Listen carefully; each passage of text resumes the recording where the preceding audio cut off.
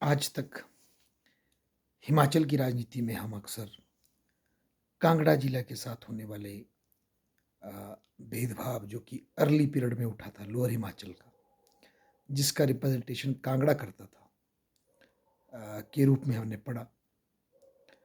पर आज अगर हम देखें अ, हमीरपुर और ऊना के बनने के बाद और हमीरपुर में विशेषकर धूमल जी की राइज़ के बाद, जिसे कई बार राजनीति की भाषा में धूमल धाम भी कहते हैं।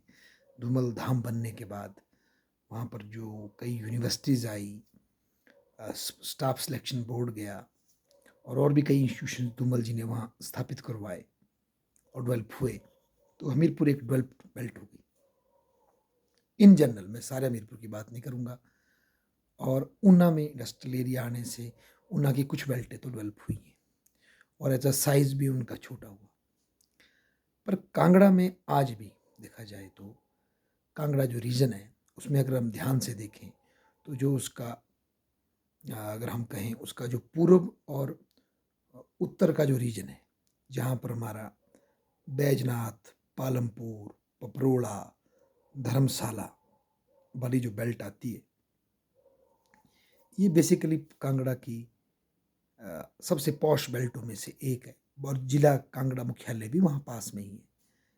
तो ये जो बेल्ट है बेसिकली कांगड़ा की जो प्रोग्रेस है सबसे ज़्यादा इस इलाके में हुई, जो कि बुरी बात नहीं, अच्छी बात है। यहाँ चीफ मिनिस्टर शांता कुमार जी भी रहे, उन्होंने इसको डेवलप करवाया, का योगदान रहा होगा डेफिनेटली। और धर्मशाला पहले से भी एक सिटी रही होगी, इसके हिस्टोरिकल रीजन भी रहे होंगे।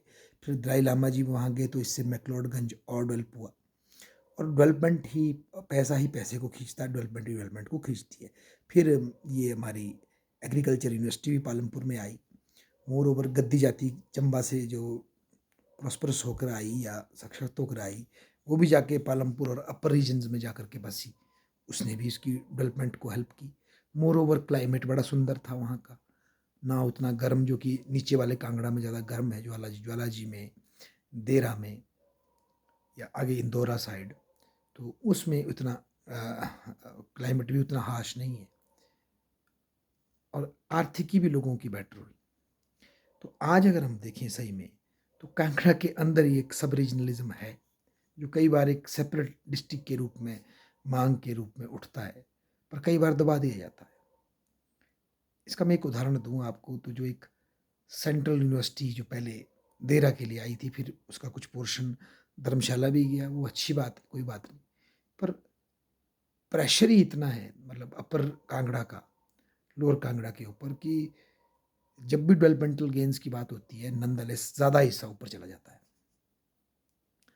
और लोअर कांगड़ा की अगर इनकम भी चेक की जाए, लोगों की पर कैपिटा इनकम भी देखी जाए और अपर से उसकी तुलना की जाए, क्लाइमेटिकली भी देखा जाए, उनकी स्थिति में फ़र्क है। और लोअर कांगड़ा ज़्यादा फैला हुआ है आगे इंदौरा तक पंजाब के साथ, और नीचे को आकर हमीरपुर और इसकी बाउंड्री में लगता है, ऊना की बाउंड्री में।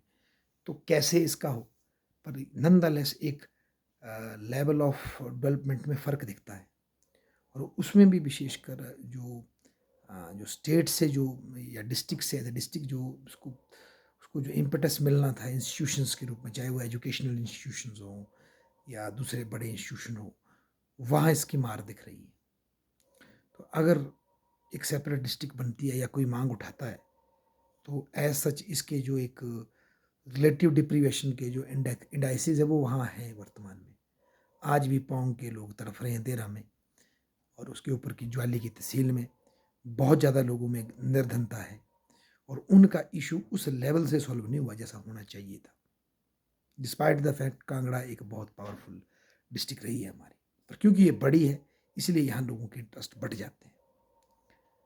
आगे को अगर देखें इंदौरा साइड, वहाँ इंडस्ट्री आ गई है, राजा का तालाब या ये बेल्ट जो है, जबकि चिंतपूर्णी और नीचे इस बेल्ट का मुझे उतना ऐसे पर उतना ज्ञान नहीं, पर ये बेल्टें बड़ी हैं और पंजाब के साथ ये मिलती हैं।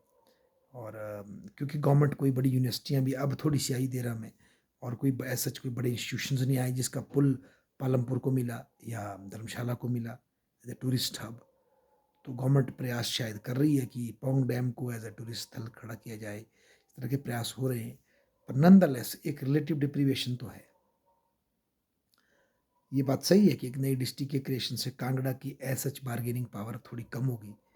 पर ये भी सत्य है कि कांगड़ा की बार्गेनिंग पावर का फ़ायदा ज़्यादातर जो ऊपर के जो ठंडे और एक ज़्यादा सुंदर जो बेल्ट है, मतलब क्लाइमेटिकली मैं बात करूँ, वो ले जाती है। इस बात को अगर कोई ठुकराता है तो ये एक सत्य नहीं है। इसको क्रिटिकली कोई भी देखे तो कांगड़ा के अंदर ही एक विशेष तरह का सब रीजनलिज़्म पाया जाता है और उसकी कॉस्ट जो लोअर हिमाचल में लोअर कांगड़ा की जो बेल्ट है, उसमें रिफ्लेक्ट होती है।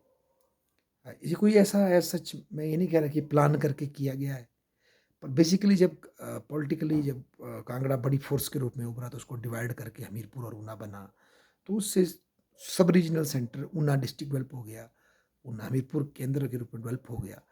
पर कांगड़ा एज़ सच जो बचा था वो भी बहुत बड़ा था और उसका ज़्यादा एडवांटेज जो है अपर बेल्ट को पड़ गया।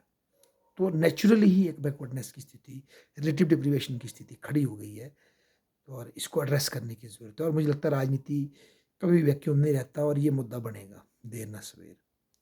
Thank you.